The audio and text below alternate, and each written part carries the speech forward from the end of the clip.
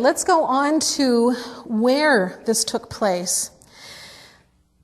Micah 5:2 says, "But you, Bethlehem Ephratah, though you are little among the thousands of Judah, yet out of you shall come forth to me the one to be ruler in Israel, whose goings forth have been from of old, from everlasting." So where is Bethlehem? Where is this place? Well, let's start by looking at Palestine. You know, if you look at a map, which I encourage you to do when you have the opportunity, you look at a map, you'll see something interesting. The place that we call Palestine is actually the crossroads of all the major continents in that area. If you want to go from Africa to Asia, you go through Palestine. If you want to go from Africa to Europe, you go through Palestine. If you want to go from Asia to Europe, you go through Palestine. Palestine is the place. God very carefully gave that land to his children so that they would be a light set on a hill, so that they would show forth to all of these places who Jesus was, who the Messiah was. So that's where Palestine is. It's the crossroads. Okay, everybody goes through it. Also makes it the battlefield, which it's continued even to the present to be the battlefield, one of the battlefields of the world. Now, Jerusalem is the big city. That's the big city. That's the metropolitan city of this area. In fact, I'd like to read a little bit out of a book by Alfred Edersheim called Jesus the Messiah. He wrote this during the 1800s. He was one of the leading authorities of his time on the doctrines and practices of Judaism prior to and during the time of Jesus. He has a fascinating look at Jerusalem. He says that the artistic trades were pursued, the elegant workmanship of the goldsmith and jeweler, the various articles de luxe. He has that in French, so you can say deluxe articles. That adorned the houses of the rich, the work of the designer, the molder, or the artificer in iron or brass. In these streets and lanes, everything might be purchased. Everything. The production of Palestine, or imported from foreign lands, nay, the rarest articles from the remotest parts. Boy, I had never pictured it that way, had you?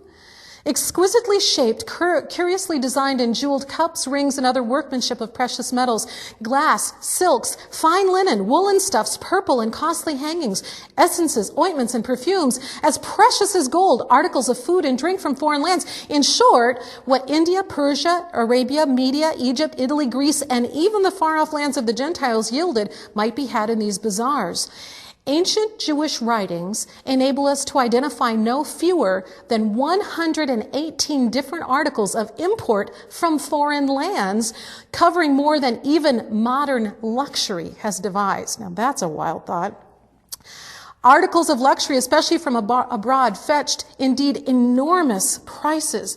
But on the other hand, the cost of common living was very low. So you have in Jerusalem this huge difference between the very, very wealthy who had everything that their little hearts could imagine brought into them. This is a metropolitan area. Everything is for sale there. And the common people, the poor people, who could make a living there because living was very cheap if you didn't mind where you lived and what you ate, okay?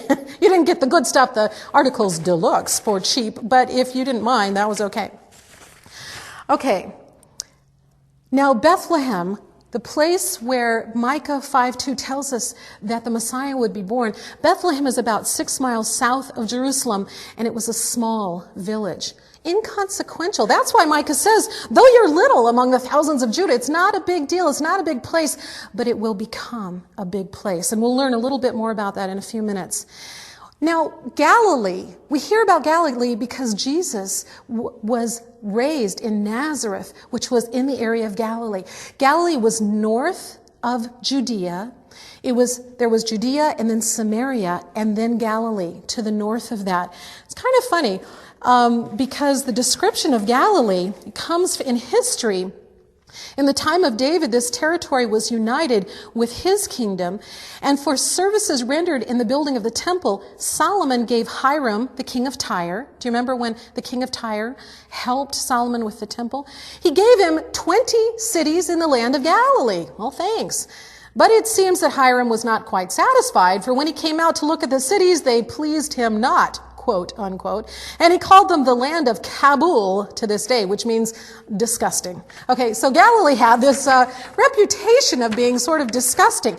But during the time of Jesus, it's interesting, they said because the soil was so rich and agriculture was pretty good up in Galilee, they said, the common saying was, if a person wishes to be rich, let him go north. If he wants to be wise, let him come south, to Jerusalem.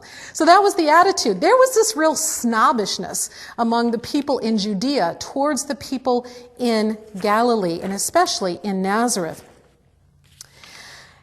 But what was Nazareth like? Well, it's kind of interesting. Again, drawing from Alfred Edersheim, who did a lot of research on this, he talks about that there was a great caravan road that went from the Mediterranean all the way to Damascus.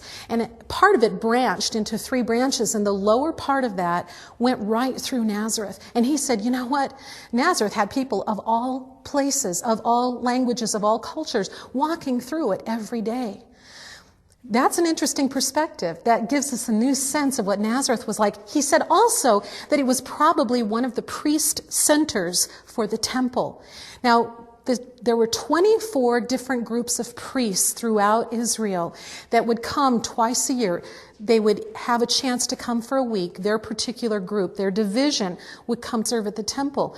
But guys coming in from the hill country and from the outback, if you want to call it that, they had to have a place to assemble, the assembling point. So they had these priest centers, and Nazareth apparently was one of the priest centers. Though there were not a lot of priests coming out of Galilee, there were a few, and they were coming to that area. So Edersheim says this, thus to take the wider view, a double symbolic significance attached to Nazareth, since through it passed alike those who carried on the traffic of the world and those who ministered in the temple. Interesting where God would have his son be raised.